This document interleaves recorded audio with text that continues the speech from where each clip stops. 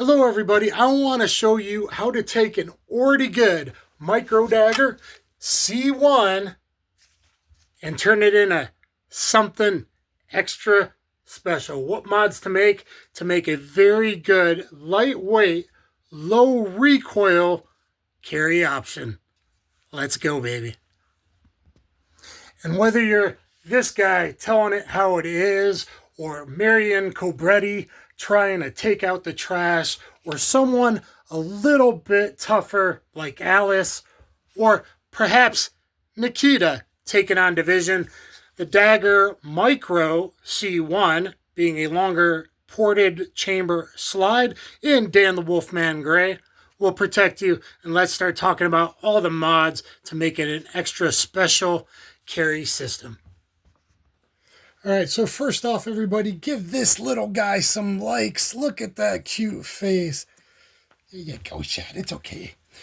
All right, so first you start off with one of these, which I already liked quite a bit. I shot it a couple times before any mods. I do think it's a shootable trigger similar to the original M&Ps. I didn't have a problem making fast, accurate shots. And if you want to get stuff like this and all this stuff, guys, please, for your camping equipment needs, go to my campsite, go through my campsite. So this one's in the cool Dan the Wolfman Gray. And that's where we're going to start out with some specs on the C1 micro dagger. We got a 3.41 inch barrel. So the barrel goes to here, but the slide is extended for the ported chamber. You know, X macro at home, if you will, though I like something with a trigger dingus safety, much better to be safe. We got a 7.1 overall length. 17.4 ounces unloaded is what they list. I get 22.8 ounces with the mag and the optic, and I got 29.3 ounces, 15 plus 1 with 124 grain. I believe we're only 1.1 inches thick, so this is a very kind of easy, do everything, lightweight macro size. I prefer macro size to micro size because if you have a belly like me, even with a good holster, it helps it not keel out as much because the leverage point is down there. So guys, if you're a skinny young boy and you have problems concealing some stuff, sometimes the longer stuff, it's counterintuitive, will actually conceal a bit better because it doesn't keel out from your holster. And we'll get to the awesome Harry's holster in a minute. So we are empty and clear, of course. 15 plus 1. So far, this thing's been perfectly reliable. You got a nice thinner metal magazine here, very innovative. And because it tapers towards the front, they're like, oh, we can add some Glock mag Palmer style thickness, which means you can have a regular plastic mag catch here. It doesn't damage it like guys that modded 43Xs, 48s, etc. You don't got to deal with shield mags and the mag release causing issues and having to swap it out. I think it's a great design because now we have a much thinner, much better, ergonomic grip, which I like better, much better than a typical 43X, 48. We got a nice undercut.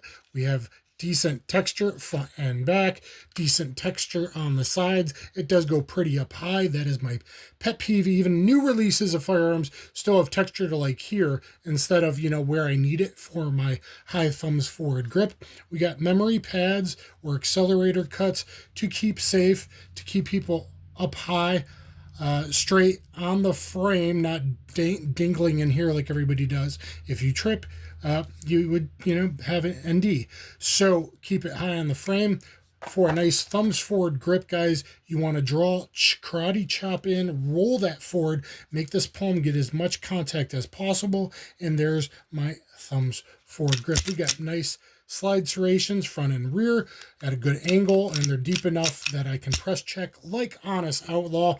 And for the money, I think the Dagger Micro or Micro Dagger, especially the C1 model, I like it a lot. It's low recoil, and it is good to go. You could mount a light down here, probably a TR37 7A kind of thing would be the best, I am sure. Let's look at the mag wheel a bit. It's a little bit flared on the front, which I like, so use your index finger to make that reload happen is nice. There is a place to strip in case you get a double feed or it's really dirty, grimy, mud, etc. You can rip it out. So this thing is well thought out. It indexes pretty well for me, not as high as the 48 as well, and you get it for much less money, and I think it's much better, so I waited until I can get this bad boy. So the next thing to mod, I would say the first thing to mod, if you're going to, would be the DPM recoil reduction system. Now, since this is the C1 model, which has the kind of comped chamber, you get the soft version. If you had the regular, you'd get the regular. If you got the C1, get the soft version. It came with 3 recoil springs in it. I have tested with all 3. I believe I settled on the medium because I tested full reliability even with the soft spring, and even limp wristing, like low, like 2-finger, 3-finger grip here, one-handed. I shot fine with both 115 and 124 grain and had no stoppages whatsoever. So even on the lowest, it was okay. I bump it back up to the medium because the medium soft version here plus the C1 means we are doing a recoil delete, low recoil cheat option, which anybody can love, anybody can use, especially for smaller, newer, females. You budget and yet low recoil cheat system. DPM's the way to go. Thank you for my buddy for, suggesting that kind of thing, and I really appreciate it. So Nightwood Guns got me on a DPM, and I've tried them in 3 different pistols. I couldn't be happier. It really does make a difference. It was already pretty good. This plus this means awesome. Okay, next up, I guess, guys, would probably go to the Optic if you're going to do that. Though it's not essential, I think you should learn how to shoot red dots and irons. But we got a Meprolight Pro S. S for small, Pro being that it is an enclosed optic. So it is the Pro being enclosed 7075 aircraft grade aluminum, which is angled here. So I'm going to say this is a pretty tough optic for typical carry usage. It is the RMSC pattern because, again, micro slides, guys, are usually RMSC because they're slimmer. Let's see, I think if I aim at the white there, you might be able to see the dot. If you can't, I apologize. But it's a 3 MOA dot, okay? Or you could do the 33 MOA circle by itself or the combination. When I was first learning, I kind of liked both to find, but once you get your presentation down a little bit better, I think now I'm going with a dot. I haven't carried with dots.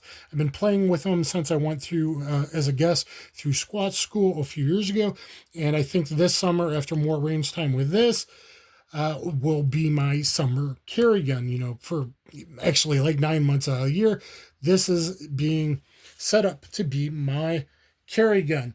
So side loading tray, guys, that's very important because you don't want to have to re-zero a lot. Until recently, a lot of the RMSC, the smaller size red or green dots, it's a big hassle. I don't want to deal with it. So waited until I can find a decent side mounting battery tray. It goes to sleep after 1 hour, and it does have shake awake. All very important stuff for a carry optic. All right, let's go to the trigger. We got the Apex Special Edition. This is kind of the premium special edition series, meaning instead of being made of plastic, this one is the aluminum in the red, just because I thought it would look cool, and thumbs up if you think it looks cool. We are clear and empty yet again. So we got a trigger dingus, which I like better than carrying a Sig, especially appendix. That does not. Here, take up to a flat, and then a little bit to here, and then I know it's going to break. check out this reset. Short reset. I use the distal joint, but I'll use the pad, like end of the pad here, just for here. And power assist forward. Man, I already put out a short. There'll be some video footage of that as well before I did the Optic. Rocking and rolling. This thing shreds. For a lightweight, slim line, I like to call these macro size pistols, being longer than 3.3, 3.4. Barrel length 3.41 here, plus to here I think it's 3.7. Fits in Glock 48 holsters, which we will get to next, but I really dig the Apex. And again, guys, go to my campsite, go through there. I need to add them. Next up, Harry's holsters, guys. This is my third or fourth Harry's holster, and I really dig them because they are extremely contoured well. Most importantly, for comfort and concealment to not get spotted. I mean, this itself is a built-in wedge to pull the grip in to conceal around, even if you have a 47 going on 48-year-old belly like I do. Shot, come here. Oh, no. Okay. And so this one's great. These are my favorite monoblock or DCC clips. That way, if this was your only do-everything pistol, if you're starting out, whatever, you can throw it in your underwear or your yoga pants or stretchy pants, and it's going to clip in there and you can still make a draw. I find that extremely important. You got two sides here to lock in under the belt. They are really the best clips, and that's what he uses. You can see it's already optics ready, and I really love Harry's holsters and appreciate him sending this one out. I reviewed one for revolvers before. Check out that video for a standalone video on Harry's holsters. Okay, guys, so what do I usually use for training? Usually I use PPU 124 grain, as you see right here. That is one of my favorite training ammos. You know, Federal is a bit more expensive. I love Federal as well, but I use a ton of PPU 124 and a little bit of 115. And look at my accuracy comparison in the 8 brands around the world. 124 grain, remaking Paul Harrell's video on 115 grain. And then we went to 8 types 124.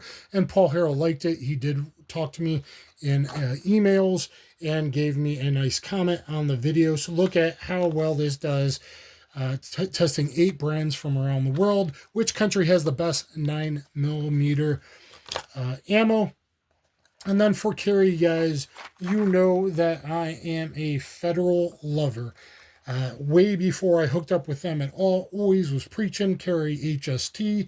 If you're civilian or even law enforcement, I think HST 124, 124 plus P has always been the way to go, irregardless of barrel length, because if you did go, you know, this is 3.4, so especially shorter than 3.5 inch, I've always said you want HST or a punch. I have tested this in the first Modern Meat Target. I've tested this in 2 different protocols. The kind of original Gun Sam, shout out to him, testing with the bologna and the MDF and the water. And water is scientifically validated, incredibly scientifically validated organic gel. I have tested this with a couple different, 3 different barrel lengths now. I've tested it in the Modern Meat Target from a 3.3 inch. This is 3.4, 1 inch, plus maybe even a little bit more from the extension, keeping that pressure in. I'm not sure on that. But those are the ammos to use. So guys, we got a C1 already good, way to go. And then maybe if you're young and you got more money, you start adding in the Meprolight Pro S. Okay, they have the non-pro version as well if you needed a little bit more budget. I really dig it. Get low recoil for you, your significant other with DPM systems. Tricky it out with Apex trigger. I have Apex trigger in one of my 40s, and I love that thing. And so this is my second Apex trigger. And guys, look at PPU. You can usually wait and then buy 1,000 rounds of 124, pretty good. And Federal Punch, or if you can afford the premium, HST for carry. Again, PSA through my campsite. Thumbs up, share, subscribe. Let me know what you think of doing a tricked out bad boy right here. Thanks, everyone. Kaboom.